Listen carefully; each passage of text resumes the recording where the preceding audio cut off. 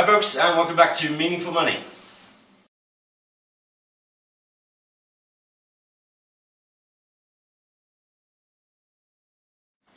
Okay, I'm here in the office of Jackson's in Penzance. It's about 8:30 on Thursday the 21st of October, and it's the day after Chancellor of the Exchequer George Osborne delivered his comprehensive spending review statement to the House of Commons. The purpose of this video, of course, is to give you the headlines of what was announced and more specifically how it affects you personally. Here are the headlines, as they say in the news. The main sort of losers, the things that were cut the most, firstly the welfare budget, which was down 8%, local government down a massive 51%, justice 24% down, prisons and things like that. Ring-fenced areas were health and schools, but the biggest winner was overseas aid, which has seen its budget put up by 34%.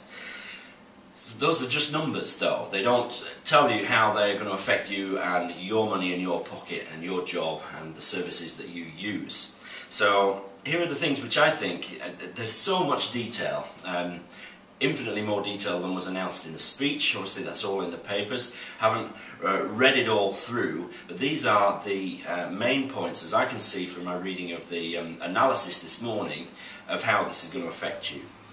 Probably the biggest headline was the increase in the state pension age. That's to age 66 for both men and women by 2020. The current age is 65, as you know, and for women it's increasing from 2015 to 2020 from 60 to 65.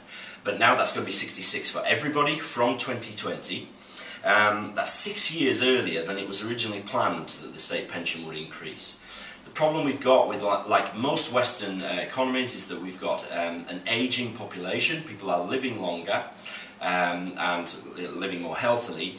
At the other end of the age range, we're having less children. So there are now less people working and paying national insurance to fund the pensions of this increasing elderly sector.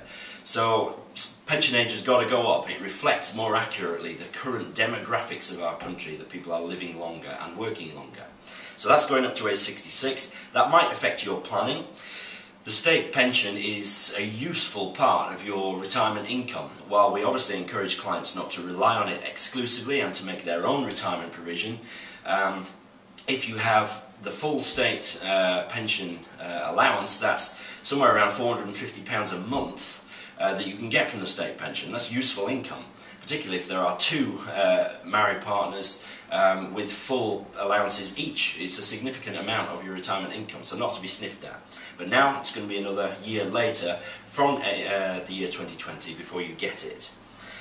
Now the welfare system saw its budget cut by 8 billion yesterday, and that's on top of the 11 billion announced in the June budget.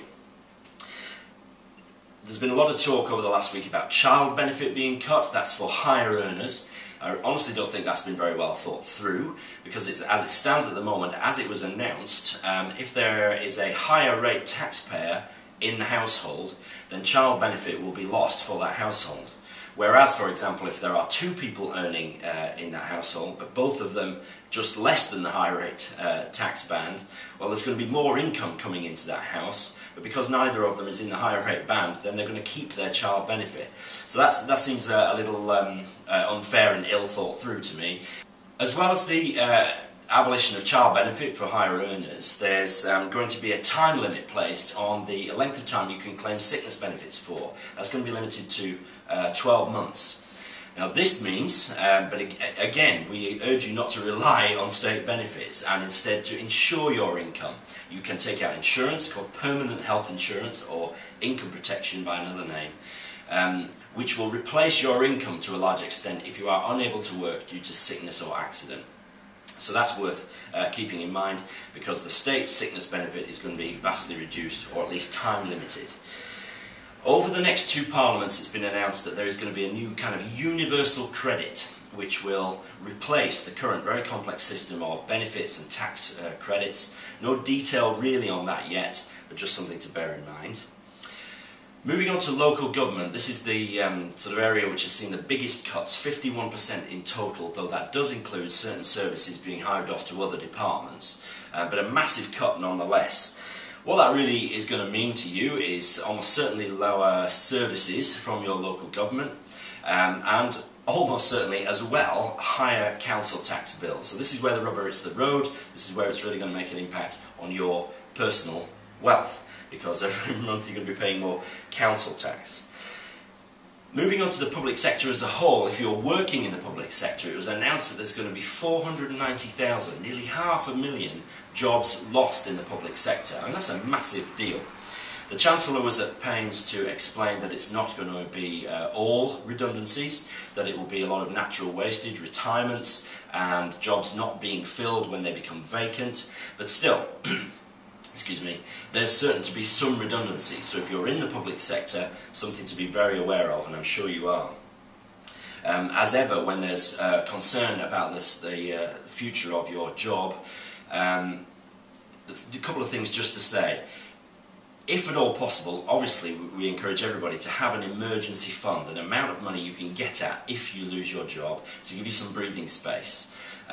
That's very easy to say and less easy to do, but certainly something to bear in mind. But the other just thing to mention is that if you do lose your job, and if you owe anybody any money, like a mortgage or a credit card or something, first thing you need to do is to inform your creditors who you that you have lost your job, and then they will do everything they can to help you. But hopefully that won't happen to you, but something to be aware of. There's going to be massive cuts in jobs in the public sector. If you keep your job and working in the public sector, you're going to see your pension contributions increase by 3%. All that means really to you is that you're going to see less take-home pay. And on top of that, not just for public sector workers, remember that we've already had announced an increase in income tax for higher earners, an increase in national insurance across the board, and an increase in VAT, all starting next year. And all that means is that we're all, to a greater or lesser extent, going to have less money in our pockets every month. Those are, I think, the main things from yesterday which are going to affect you. The sort of fluff of the speech, all the numbers, all the economic terms, which I'm still not entirely convinced that the Chancellor understands himself, they are all disguising the fact that we are all going to hurt to a greater or lesser extent. It's our feeling that these cuts are necessary. I'm afraid I'm not an economist, so I don't know how or if these cuts are going to impact on the growth of the economy as a whole. It seems from what I'm reading this morning that the cuts have been generally well received. That's generally, but I imagine if you're a public sector worker whose job is on the line, I'm sure they've not been well received at all. So we can talk numbers and percentages and budgets till we're blue in the face, but as ever here, we're concerned about your personal financial planning. So if any of this affects you, then please call us on 01736 360 717 or get in touch via the website and we'll do everything we can to help you. So thanks very much for watching, and I'll see you next time.